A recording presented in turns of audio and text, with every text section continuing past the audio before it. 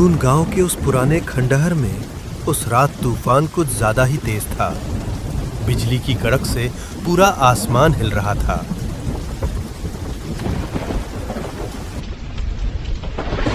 राजू, जो शहर से नया आया था, खजाने की तलाश में उस मनहूस जगह पहुंच गया।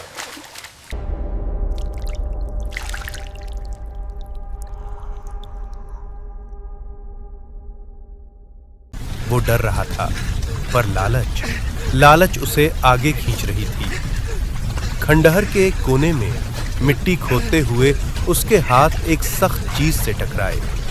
उसने जल्दी मिट्टी हटाई और एक लाल कपड़े में लिपटा हुआ पुराना संदूक बाहर निकाला। जब उसने संदूक खोला तो हैरान रह गया। उसमें कोई सोना नहीं, बल्कि एक पुरानी राजस्थानी कठपुतली थी। लेकिन उस वक्त राजू ने एक चीज नोटिस नहीं की।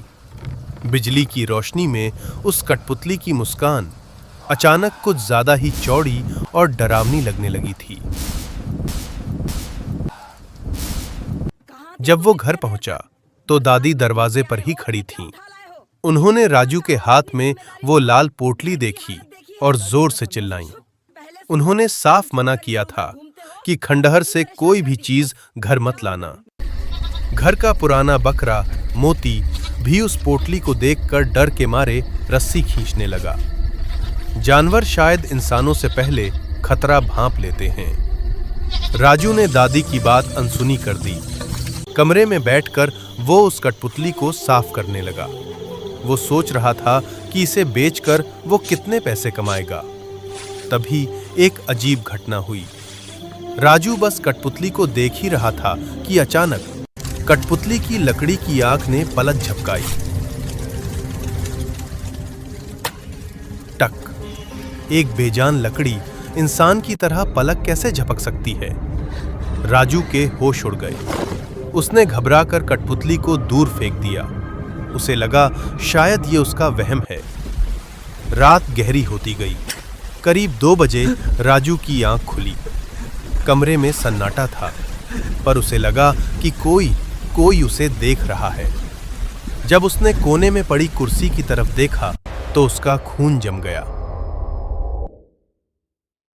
वो कठपुतली वहां बैठी थी और अंधेरे में ऐसा लग रहा था जैसे वो धीरे धीरे हिल रही हो।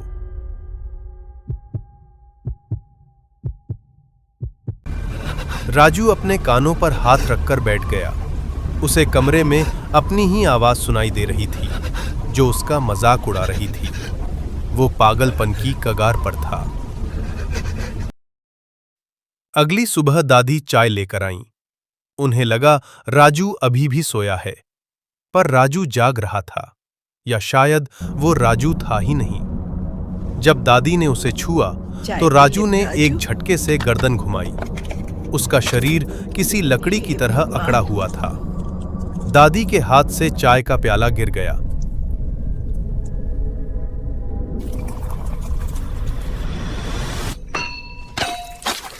उन्होंने राजू की आंखों में देखा। वहां कोई इंसानियत नहीं बची थी। उस रात राजू को फिर से दरवाजे पर दादी की आवाज सुनाई दी, पर जब उसने दरवाजा खोला तो बाहर घना अंधेरा था। कोई नहीं था, लेकिन आवाज अभी भी आ रही थी, पर बाहर से नहीं, कमरे के अंदर से। दीवार पर एक बड़ी परछाई मंडरा रही थी। राजू ने पलट कर देखा। कठपुतली बिस्तर पर खड़ी थी। उसका लकड़ी का मुंह खुल रहा था और उसमें से दादी की आवाज, मोती की आवाज और खुद राजू की आवाज एक साथ निकल रही थी। राजू चीखा, चिल्लाया। उसने उस शैतानी खिलौने को ललकारा, पर वो भूल गया था कि शिकार कभी शिकारी को नहीं डरा सकता। सांस ले राजू, कुछ नहीं है। पलक झपकते ही वो छोटी सी कठपुतली हवा में उड़ी और सीधा राजू के चेहरे पर हमला बोल दिया।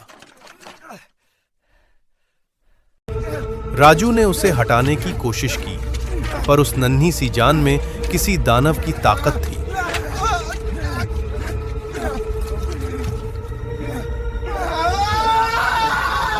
कठपुतली ने अपना मुंह राजू के मुंह के पास लाया और एक गहरी सांस खींची। राजू के शरीर से एक सफेद धुंध निकलने लगी और वो धुंध राजू की आत्मा उस लकड़ी के पुतले के अंदर समा गई। राजू का शरीर बेजान होकर जमीन पर गिर गया। अगली सुबह सूरज निकल आया। दादी आंगन में काम कर रही थीं, इस बात से अनजान कि रात को क्या कयामत आई थी।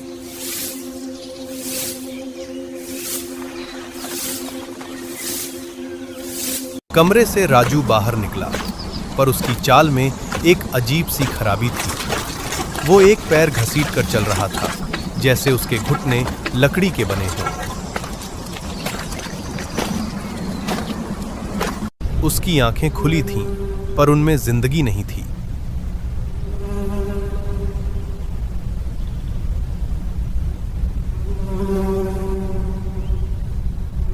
वो दादी के पीछे पीछे चल दिया। Easy, Beta. No hurry. I'm fine, Daddy.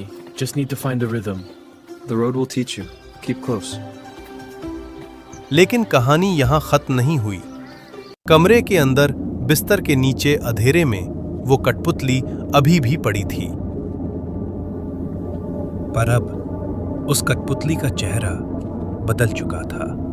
उस पर अब वही चेहरा था जो राजू का था। असली राजू अब उस लकड़ी के टुकड़े में कैद हो चुका था।